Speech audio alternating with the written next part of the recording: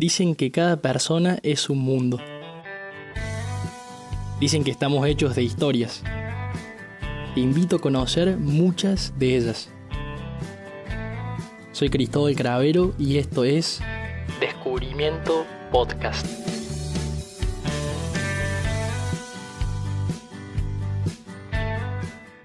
Bienvenidos a todos los oyentes y las oyentes. Estamos con el padre Vicente Martínez Torrens.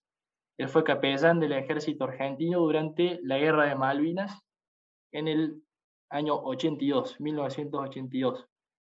Padre, si querés, completar un poco la presentación. ¿Quién sos? Bueno, Cristóbal, un gusto primero verte, saludarte aquí a la distancia y a través tuyo a quienes pueda llegar este material, ¿no? Como bien dijiste, mi nombre, normalmente me conocen como Vicente Martínez Torrens. Estoy radicado acá en la provincia de Río Negro, en la Patagonia Argentina. En el tiempo del conflicto que mencionaste, en 1982, estaba en Comodoro Rivadavia, trabajando en una parroquia que tenía anexo un colegio muy importante, muy grande, con 2.000 alumnos. Y bueno, cuando fue este conflicto, me entrevista el que era jefe del Regimiento de Infantería 25 de Colonia Sarmiento, una localidad cercana a los 200 kilómetros al oeste de Comodoro Rivadavia. Mi relación con este jefe partió de muchos años antes, 1967, 68, ¿no? 70 para allá, en aquella época, en que yo estaba en Córdoba e hice el curso de paracaidista. Entonces lo hice ahí en la compañía donde él era jefe. De modo que ya teníamos un conocimiento, ya habíamos saltado en paracaídas, habíamos hecho ejercicios diurnos y nocturnos, en salto de escuela, salto combate, etcétera, ¿no? De modo que él conocía un poquito el pedrigués, diríamos, ¿no? Lo que yo podía dar allí con su gente, que fueron unos 650, y fue la primera unidad de ejército que pisó las Islas Malvinas en su recuperación. Entonces podríamos decir que fuiste miembro del primer equipo que recuperó las islas en el comienzo del conflicto.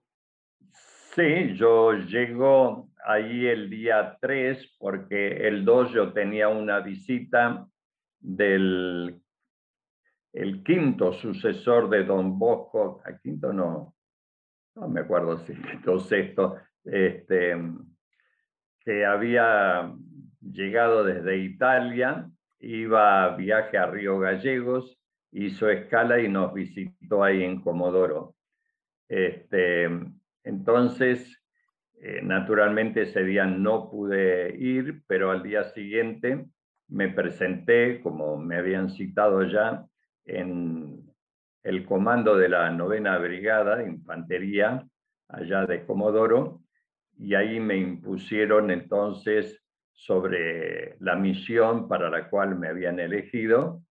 Inmediatamente, en horas de la tarde, me dirigí con un avión, un Hércules, hacia las Islas Malvinas. Padre, A las que llegué después, ahí, 90 minutos creo que le pusimos de viaje.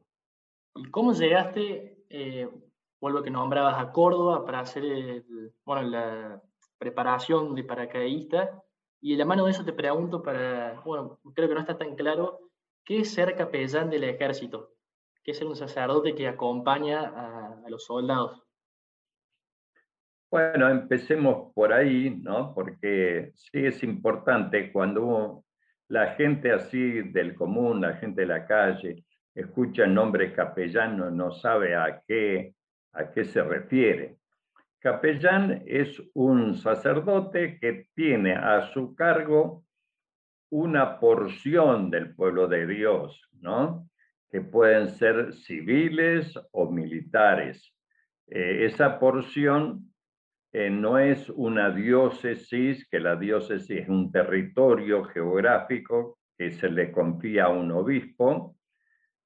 Párroco es una porción geográfica también que se le da a un sacerdote, pero capellán la porción son las personas, no es lo geográfico. Por Entonces, lo tanto, recapitulando, perdón que lo corte, sí, en lo general de la iglesia están las diócesis, que son, por así decirlo, provincias de las que se encargan los obispos, y los sí, párrocos tienen porciones de esas diócesis, pero los capellanes dentro de esa militares, diócesis, claro, están para ayudar a desempeñar la responsabilidad, la misión que tiene el obispo. Y bien, el capellán tiene entonces no una jurisdicción geográfica, sino de personas. Por lo tanto, puede haber capellanes de un hospital, capellanes en una casa de religiosas, un monasterio no de clausura, por ejemplo, que no salgan. O como en el cual yo me incorporé ahí en el 82, que era capellán militar. Por lo tanto, en mi jurisdicción yo estaba con la responsabilidad de servir, atender a todo personal militar. Así que en razón de eso, yo fui como capellán de ejército, pero atendí también a la Marina, ¿no? También la Fuerza Aérea. Luego, cuando llegaron allí también la prefectura y gendarmería, ¿no? O sea, todo personal militar estaba a mi servicio, no, yo al servicio de ellos, ¿no? Porque es un servicio que uno presta a esas personas y bueno, también sus necesidades familiares que en ese momento no los teníamos ahí, estamos con el continente, así que con el continente era vía teléfono o vía los correo, ¿no? El correo argentino que estaba entonces. y volvemos al día entonces 3 de abril de 1982. Te tomas un avión Hércules, llegas a las Islas Malvinas. ¿Qué sentimientos, qué vivencias experimentaste? Y también, si vos estábamos, digamos, preparados para lo que fue después, o en principio la operación Recuperar Malvinas, digamos, tenía algunas expectativas de que no haya enfrentamiento. Sí, bueno, primero mi llegada allá, que fue muy emocionante, porque era un sentimiento que anidaba ahí en lo más fondo, lo más hondo de mi corazón, en lo más profundo, porque las Islas Malvinas, yo ya tenía conocimiento de ellas desde cuarto grado, o sea, muchísimos años antes, ¿no? Pero como niño tenía una visión muy distorsionada. Yo creía que eran unos peñascos ahí en medio del Atlántico, ¿no? Pero cuando lo sobrevolé todo ese territorio y después aterricé, vi que son 11.718 kilómetros cuadrados, ¿no? Que no son dos islas como estamos acostumbrados a nombrar, ¿no? Es un archipiélago de aproximadamente unas 200 islas e islotes. Entonces, bueno, tuve una visión ahí muy, muy, muy grande. muy distorsionada para lo que yo creía, porque como llegué ya al anochecer y me llevaron desde el aeropuerto hasta el recién recuperado cuartel de los Royal Marines, ¿no? Para pernoctar allí esa noche. A los costados del camino, yo creía ver nieve, todo blanco, ¿no? Después me di cuenta que eran las arenas, unas arenas finísimas y blancas, blancas, ¿no? Así que, y en contraste con el resto del terreno, que nosotros llamamos turba, los turbales, y que es todo verde, porque también está alimentado por el 92% de humedad producida por constantes, permanentes lloviznas, garúas, que todos los días tenemos algo, ¿no? Por lo menos 5 minutos teníamos que tener así un baño desde el cielo, ¿no? Bueno, eso fue mi llegada. El primer momento, la primera sensación, se me viene a la memoria ahora que hace poquito, hemos pasado el 20 de julio, cuando llegó el hombre a la luna, ¿no?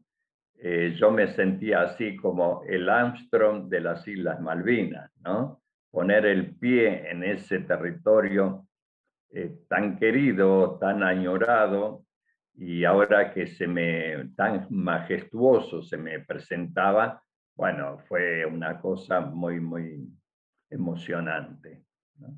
¿Y cuánto tiempo estuvieron establecidos ya en las islas, digamos, recuperadas para el país, hasta que hubo enfrentamiento directo con los soldados ingleses?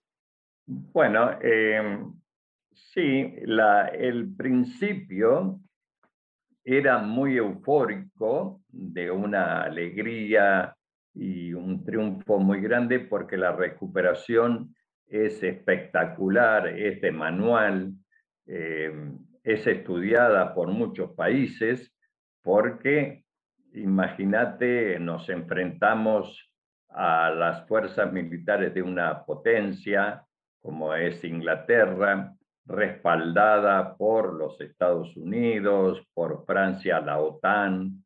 Después supimos que también Chile le había dado lugar allí para reabastecimiento a aviones, etcétera, ¿no?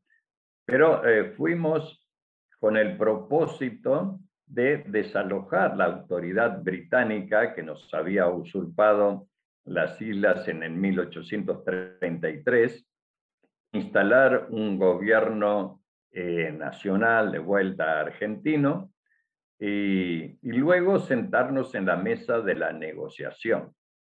Eso fue el principio.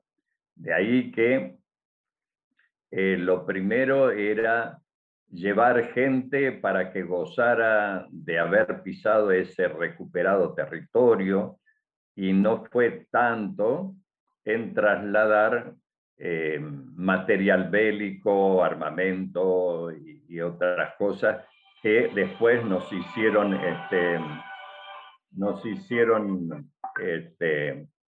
falta, ¿no? Así que, bueno, pero todo eso se dio después más o menos, sí, el primero, la guerra propiamente dicha, comenzó el 1 de mayo con el bombardeo que hizo un avión Vulcan que venía desde Isla Ascensión. Y el general de los días de tu servicio durante la guerra, ya en conflicto, ¿cómo es? ¿Podés describirlo? Si bien, bueno, había días y días, ¿a qué te Sí, dedicabas allá? mi primer trabajo fue preparar a todo el personal para celebrar, como correspondía, la Semana Santa, ¿no? Fue lo primero, la primera fecha que tuvimos, ¿no? Semana Santa. Entonces, pudimos desarrollarla completamente. Hicimos el día Jueves Santo no solamente la recordación de la institución de la Eucaristía, el establecimiento del sacerdocio, el mandamiento del amor, sino también pudimos dar la primera comunión a aquellos soldados que ya se venían preparando en sus respectivos regimientos en el continente. Y como ya estaban entonces preparados, ahí hicimos la ceremonia y la habilitación para poder participar de la Eucaristía. Después fue la bendición de los distintos ambientes, tanto destinados a las tropas como el ex cuartel de los marines, como otras instalaciones en Cotel, que estaba ahí ya en la ciudad, y el aeropuerto, luego instalaciones que se fueron tomando para la ocupación y el mejor desempeño de las funciones, como allá en el Cabo San Felipe, donde estaba el faro, y ahí había un grupo así destacado de distintas fuerzas armadas, que es el que más recuerdos me dejó por la unidad interfuerzas. Allí estaba, sí, de la Fuerza Aérea, había de Ejército, había de la Armada, así que un grupo humano excelentísimo, ¿no? Y luego, a medida que fueron llegando los soldados, que llegaron a ser hasta 14.000, ahí en la tierra firme, ¿no?, de las islas, yo me tenía que desplazar porque a cada uno se le asignaba un lugar de defensa. Entonces no podía decirle a ellos vengan acá donde yo estoy, sino yo aparte por las distancias. Por ejemplo, desde Puerto Argentino a Darwin o Goose Green son 90 kilómetros. Después había que pasar el Canal San Carlos, que tiene unos 20 kilómetros de ancho, para pasar a Bahía Fox, por ejemplo, ¿no? Donde estaba el Regimiento de Infantería 8, la Compañía de Ingenieros 9. También se ubicó en Puerto Howard el Regimiento 5 de Paso Los Libres en aquel entonces. Así que todo ese desplazamiento yo lo podía hacer por los distintos medios de locomoción, ¿no? El más utilizado fue un Jeep Mercedes, recuerdo que era el 243, el número interno que él tenía. Después me facilitaron también un helicóptero, un Augusta, que con el piloto, bueno, desarrolla hasta 265 kilómetros por hora, o sea, era muy rápido para poder estar en un lugar y prever a qué hora podía estar en el otro, ¿no? Y finalmente tenía, así el que jocosamente le decíamos, yo tenía un Dodge patas, ¿no? Donde trepaba, dejando el jeep en la base, en la cima de los montes como Sapper Hill, Two Sisters, bueno, Monte Kent, bueno, los distintos lugares donde también había puesto, por ejemplo, en Sapper Hill estaba el Batallón de Infantería Marina 5, en Two Sisters, en Dos Hermanas, estaba también el Regimiento 4 de Infantería ya de Montecaseros, en Corrientes. Bueno, y así en adelante hasta que, bueno, cuando se inicia ya la guerra propiamente dicha y ya los ataques son por tierra y también aéreos con la cabecera de playa que habían hecho ellos en San Carlos y estando rodeados por los portaaviones, entonces ya era muy riesgoso para la tripulación que me acompañaba volar en helicóptero, ¿no?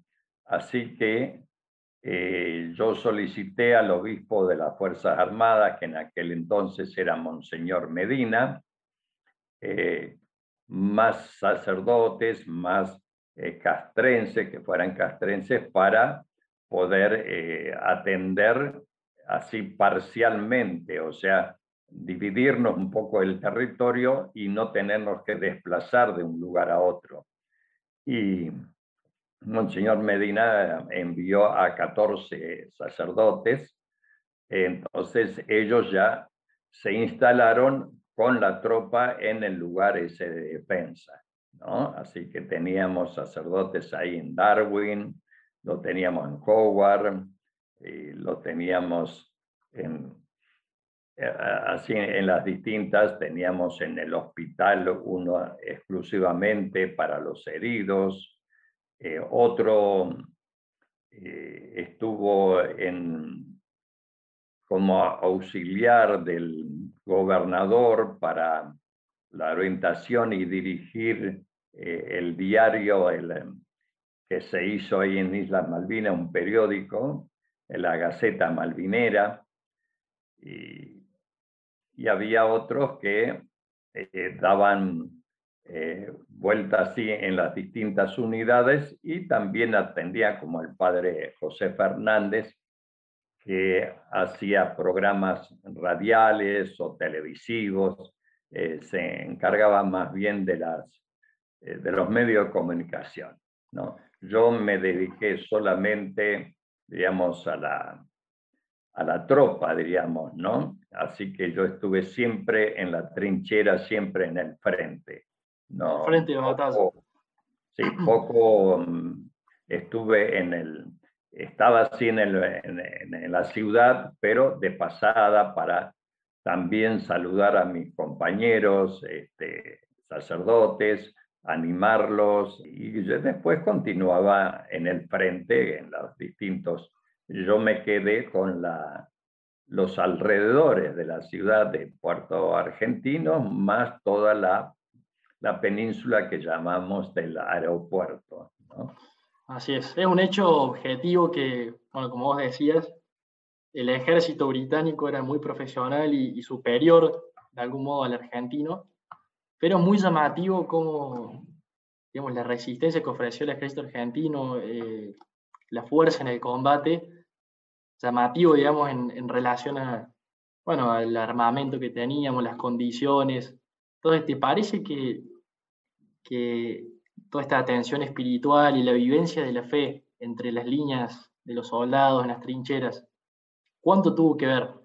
Sí, ahí está, hay una gran diferencia.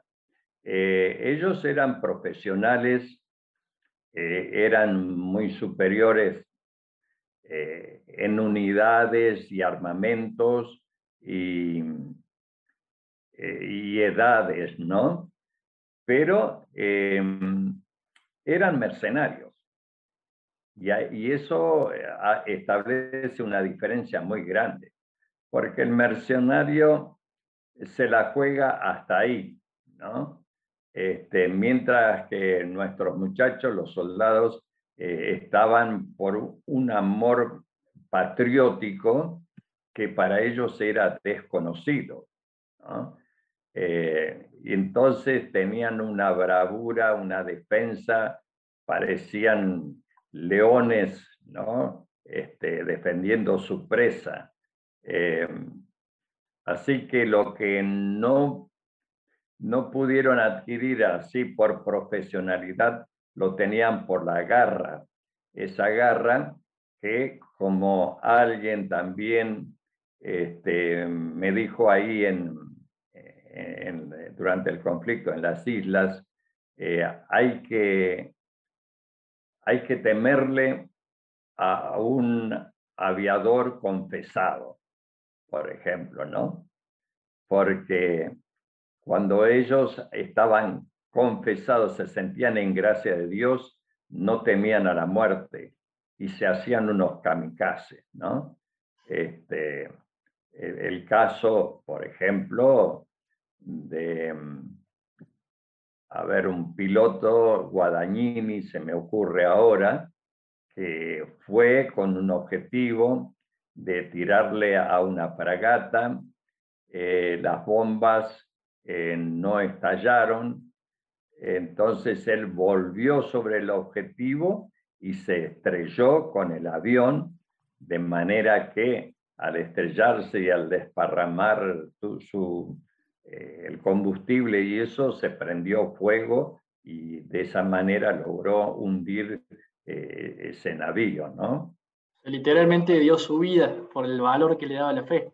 Dio en cumplimiento de la orden. Le habían dicho hay que hundirla y él fue con las herramientas habituales que no le sirvieron, no produjeron el efecto deseado, pero él se estrelló, se inmoló para poder cumplir la misión.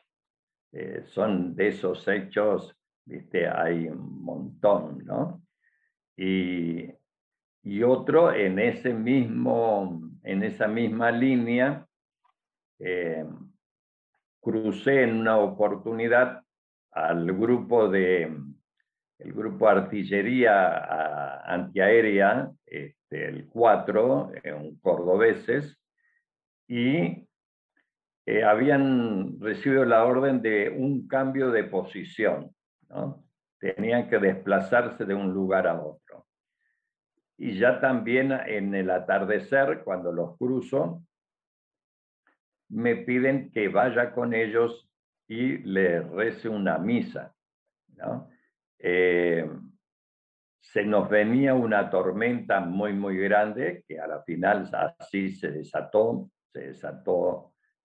un aguacero impresionante, pero yo les digo, bueno, instálense mañana voy y les dedico toda la mañana o toda la tarde, ¿no? Ellos me dicen, no, tiene que ser hoy, porque cuando lleguemos no tenemos los pozos de Zorro, no tenemos ningún resguardo y vamos a tener que soportar el cañoneo naval.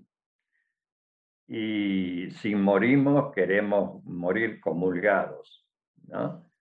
Entonces, viste, más o menos los mismos valores, esos cristianos, los mismos valores de me interesa que el gran jefe, el supremo, el hacedor, nos encuentre reconciliados, ¿no? Y esa certeza de que si se mueren estaban en gracia de Dios, les daba un coraje casi, diríamos, temerario, ¿no? Porque no reparaban en riesgos, ¿no? Sino que hacían las órdenes, las cumplían a rajatabla y así, exponiendo incluso la vida, ¿no? Padre, y en cuanto a la fuente de, digamos, de obtención de esta fe y esta fortaleza, ¿qué actividades religiosas realizaban, no te diría cotidianamente, pero bueno, en el pasar de los días los soldados? ¿Algún tipo de rezo, encuentros? Bueno, lo habitual, lo común, lo que todos hacían era el rezo del rosario. El rosario, todo soldado era como un distintivo, donde veías un hombre de verde y un rosario en el cuello, ese era argentino, ¿no? Era infaltable. A ninguno le faltó el rosario y hasta en muchos puntos de defensa se puso la guardia nocturna de a dos para poder entre los dos y acompañarse en la noche rezando el rosario, ¿no? Yo no puedo decirte la cantidad de rosarios que rezaba durante el día, porque aparte del mío personal, y cuando me desplazaba de un lugar a otro aprovechaba también para hacerlo. Era requerido por los muchachos que asomaban las cabezas en sus pozos de zorro. Me decían, padre, padre, venga, venga, y rezamos el rosario, ¿no? Habíamos visto un valor en esa arma espiritual, y te pongo en arma porque ellos lo bautizaron al rosario como la ametralladora de 50 tiros, ¿no? Y todo eso por una experiencia. En la noche, de día teníamos el bombardeo de los aviones, y de noche, para no dejarnos dormir, y también detrás de objetivos, teníamos el cañoneo naval. Y entonces, como uno estaba ya en guerra, no habíamos ido de picnic ni nada de eso, se soportaba así estoicamente el cañoneo, ¿no? Pero también los nervios se cansan, ¿no? Y uno dice, bueno, ¿cuándo terminará esto? ¿Por qué no se van estas naves? Que no podíamos hacer nada, porque ellos tiraban desde 12 millas, o sea, cercano a los 20 kilómetros. Y las armas que ellos tenían, el soldado común tenía un FAL que más o menos tira a 1200 metros. Entonces era inútil estar allí o tirarle o gastar balas, ¿no? Entonces allí, cuando ya no se daba más, se sacaba el rosario, se rezaba el rosario y no bien terminaba, era automático, se terminaba el rosario, desaparecían las naves, ¿no? Por eso es que allí entonces recién se podía cabecear un poco, dormitar un poquito, y como les daba tanta la recuperación, tanta tranquilidad, que a esa arma espiritual le llamaron así la ametralladora de 50 tiros. Pero lo más importante, la oración más importante que tenemos los católicos es la Eucaristía, la Santa Misa, que nunca, nunca faltó en ninguno de los días, ¿no? Todos los días yo en los distintos lugares lo iba haciendo. Y antes de que vinieran estos capellanes que yo solicité al obispo Medina, yo he llegado a rezar hasta 8 misas, ¿no? A campo abierto y ya en la oscuridad, en carpas del tipo comando, para grupos más reducidos, muy bien cerradas para que no dar como el punto de referencia al enemigo, ¿no? Con las lucecitas, ¿no? Así que eso fue lo más importante, ¿no? Y entonces vivían la Santa Misa como la oración central. Tenemos como parte central, entonces como devoción particular, el rezo del rosario. La oración más importante de la iglesia es la Eucaristía, la misa, y esa se celebró en todas las trincheras, todos los días, y como afirmaba antes de la llegada también de los capellanes, yo he llegado a rezar hasta 8 misas, ¿no? Con la advertencia, cuando en la oportunidad en que me visitó el obispo allá, le dije, digo, monseñor, estoy faltando en contra al Código de Derecho Canónico, que no me permite tantas misas. Pero él me dice, bueno, la situación de guerra pasa por alto todas esas normas que son para tiempos comunes, ¿no? Claro, era excepcional. Claro, excepcionales. Aparte de eso, ahí en las islas se dieron también todos los sacramentos, a excepción, por supuesto, del matrimonio, que hubo uno, pero en civil, porque fue por delegación, como no estaban las esposas ahí, no se podían hacer casamientos. Pero hicimos el sacramento del bautismo, el de la reconciliación, el de la comunión, la confirmación y la de la unción del enfermo, ¿no? También leí que incluso se llegaron a hacer retiros espirituales entre los soldados argentinos. ¿Es Sí, así? se alquiló una casa alquilada, no usurpada, se alquiló legítimamente a pobladores de ahí y se hizo una casa de descanso, porque como no había relevo, ¿no? Cosa que los británicos sí tenían, los británicos luchaban tantas horas y les mandaban sus helicópteros, los retiraban eso y traían gente fresca, digamos, ¿no? Nosotros no teníamos relevo. Estuvimos 75 días metidos ahí en el pozo y no salimos de ahí. Entonces se alquiló una casa de descanso donde se podían duchar, podían tener un poco de relax, no hablar sobre la guerra, sino cosas más familiares, ¿no? Y justamente como un baño espiritual, unas reflexiones sobre la espiritualidad, ¿no? Y también la celebración de la Eucaristía ahí en la intimidad, ¿no? De ahí también, desde esa casa, se llevaba a cables internacionales que teníamos ahí en la isla para poderse conectar con las familias, ¿no?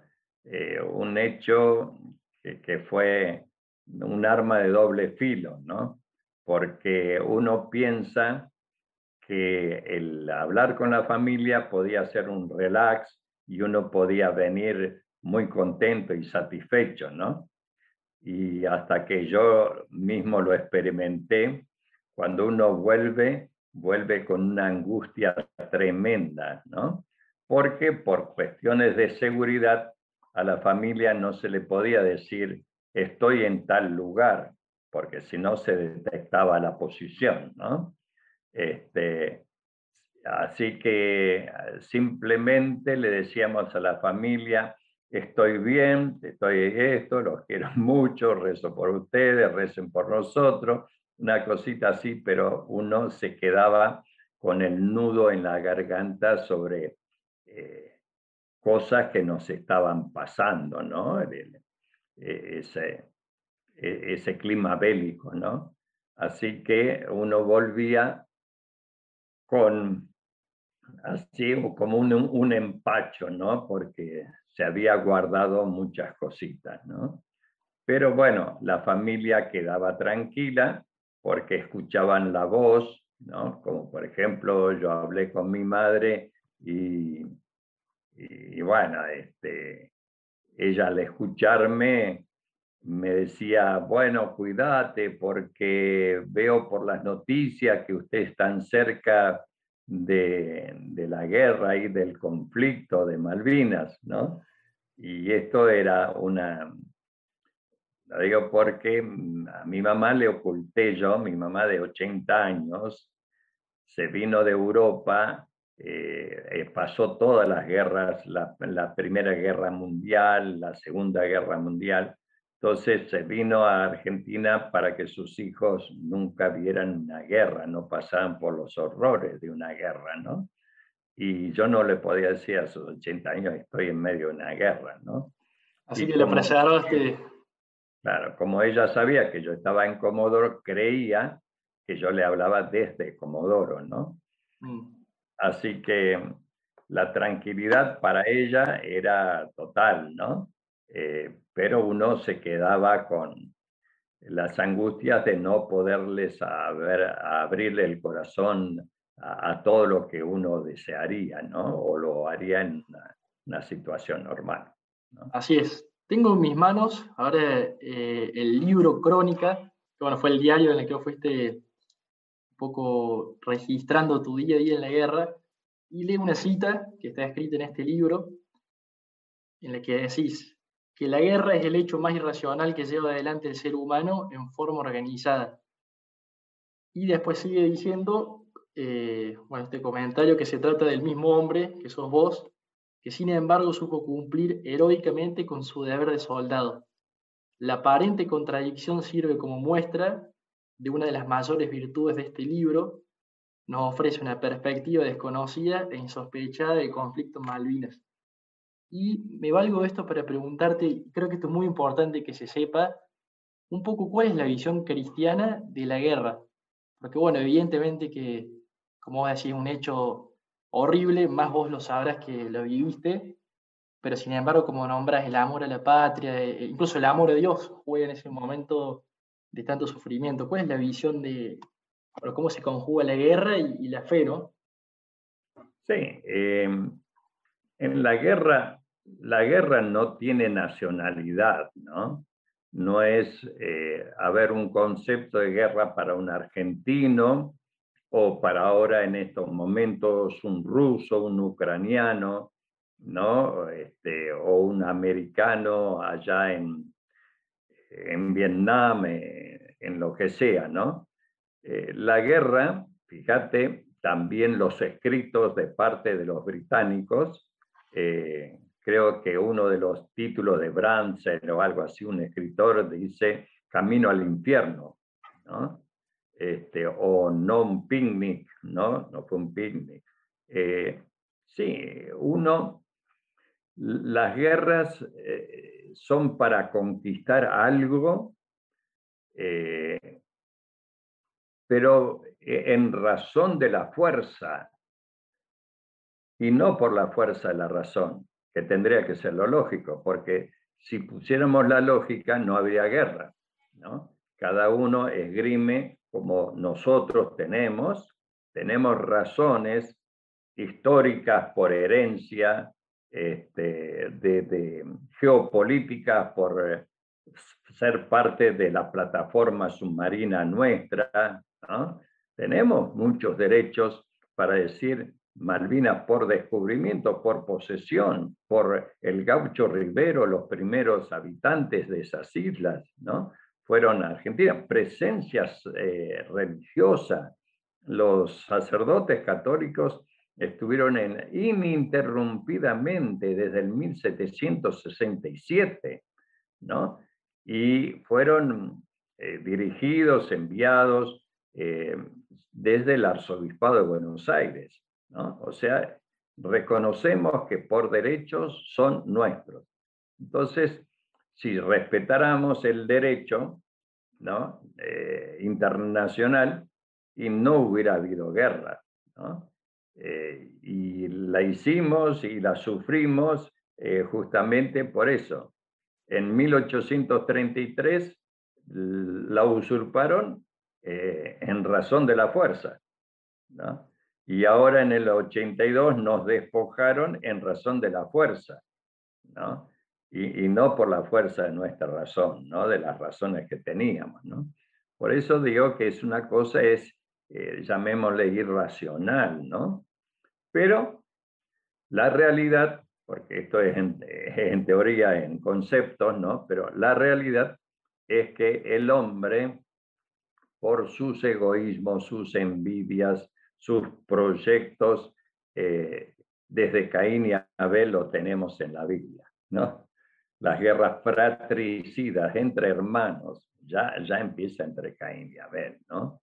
Entonces es una lacra que nos acompaña a la humanidad y que en estos días la estamos sufriendo en una manera, ahora la vemos, tenemos las cámaras de televisión, cómo van pasando eso, que aún en el 82, por ejemplo, el resto del país no podía ver lo que nosotros estábamos pasando allá en Malvinas, ¿no?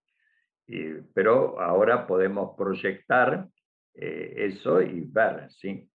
Que lo lógico es, y tenemos que luchar siempre por la paz, por la justicia, ¿no? Pero es eso, porque la guerra nos lleva a eso. a imponernos no en razón de la fuerza, no por la fuerza de la razón, sino en razón de la fuerza. Así es. Y bueno, hoy en día, ¿cuál es, digamos, la atención espiritual que quedó en Malvinas? ¿Está presente esta sucesión de sacerdotes que venías nombrando, no? ¿Qué pasó después de la guerra, cuando ustedes, bueno, vuelven al continente? Bueno, la atención para los católicos en la isla continúa como estaba antes, porque como te digo, la presencia de la iglesia está desde el 1767 en forma permanente. Entonces quedó a cargo del obispo apostólico de ahí, Monseñor Spragon, con 2 sacerdotes más, y nosotros nos vinimos para acá. En la actualidad sigue, Monseñor Spragon lamentablemente falleció allí de una forma muy cruel, porque ya muy anciano y en silla de rueda, fue a hacerse atender al hospital ahí de Puerto Argentino, y en esa noche que él estaba internado, un enfermero piromaníaco que ya venía de hacer lo mismo en otros lugares, en otras colonias británicas, prendió fuego al hospital y él murió ahí calcinado, ¿no? Muerto en las llamas, ¿no? Eh, pero, o sea, la tensión está. A los que están allí, quedaron como centinelas, también yo he ido ya 3 veces con posterioridad. Fui para la inauguración del cementerio argentino, el remodelado por Argentina. Fui para llevarla a la Virgen de Luján, la patrona, para que cobije bajo su manto los cuerpos de esas almas de nuestros héroes. Eh, Fui llevando algunos combatientes que estaban en crisis y convinimos en que había que ir allá a ese lugar para revivir aquello, llorar un poco, pero también desahogarse, ¿no? Y al ver cómo cambió aquello, comprender que ellos no podían quedarse en el tiempo, ¿no? Con las escenas del 1982, ¿no? Ellos también tenían que dar un paso adelante porque la vida continúa, sus vidas continuaron, formaron familias, tienen hijos, ahora muchos de ellos ya nietos. Y por último, ¿te parece o crees que esta guerra deja una enseñanza, algún mensaje para la nación argentina? Como ya pensando en frío, varios años después de la guerra, ya volvieron, más allá de la derrota, bueno, y que evidentemente hoy las islas están ocupadas ilegítimamente, ¿qué te parece que podemos aprender o nos dejó la guerra?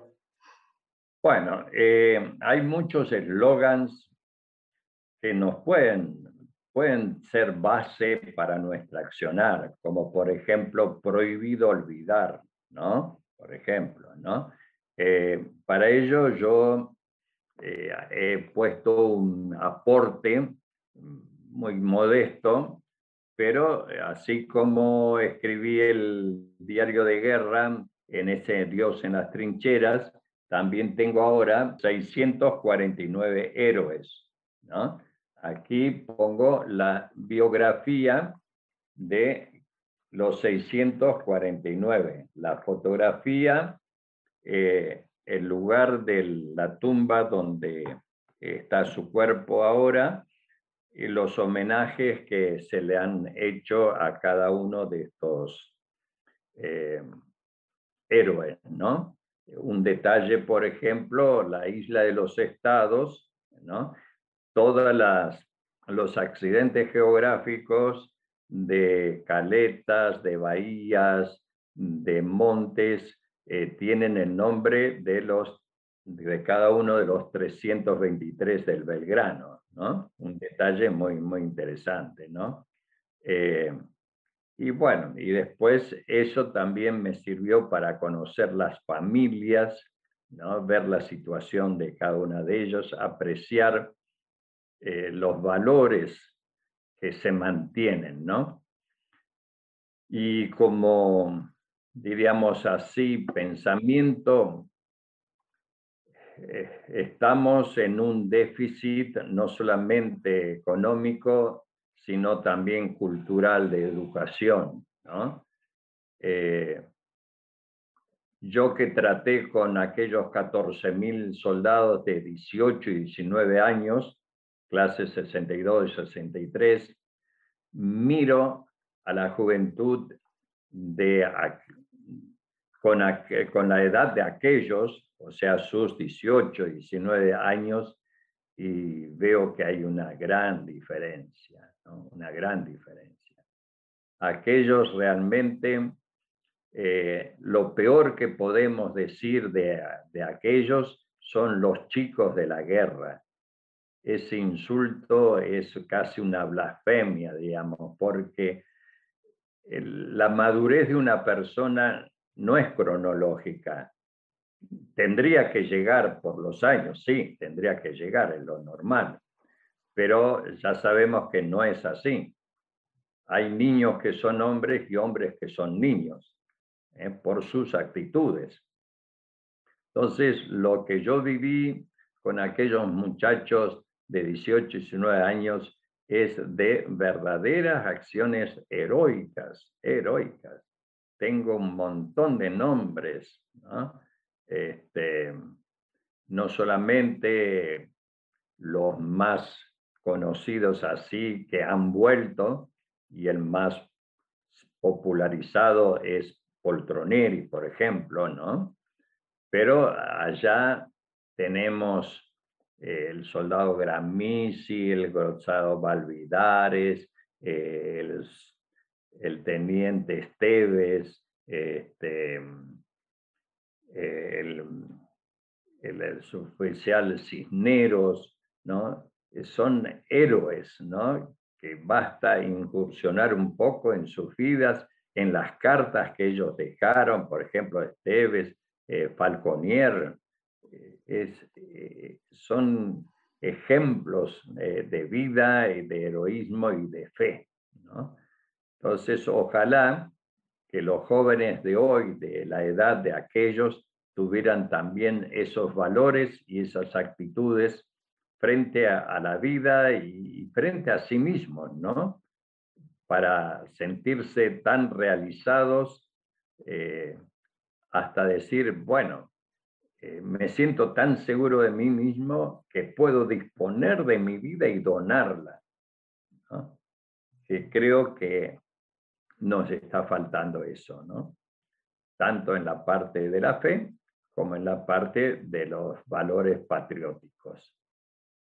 Eso es todo, padre. Bueno, muchas gracias. En nombre mío y Bueno, también, bueno, estimo que cada argentino y argentina por tu servicio allí en las islas y, bueno, estos años también ya en tierra nacional, en el continente. bueno, como eso, como cierre, mira, acá tenés esta banderita, que es la primer bandera que flameó en las Islas Malvinas después de 150 años, ¿no? La primera que se hizo en el Faro, que los buzos tácticos sacaron del bombachón y se enarboló para decirle a los aviones ya pueden aterrizar, es tierra recuperada, ¿no? Entonces ella también acá me acompaña y me recuerda el compromiso que tenemos con aquellos que están allá de centinelas, reafirmando nuestra soberanía. Una soberanía que jamás nosotros claudicamos, ¿no? O sea que nunca hicimos una guerra para tener o lograr soberanía. No, la soberanía la tenemos. Lo que queremos hacer es el ejercicio de esa soberanía, ¿no? Entonces, eso es lo que le pedimos al Señor y que venga cuanto antes y por la fuerza del derecho, de la razón, ¿no? Y no como ahora que las tenemos usurpadas en razón de la fuerza. Esperemos que así sea. Soy Cristóbal Cravero y esto es Descubrimiento Podcast.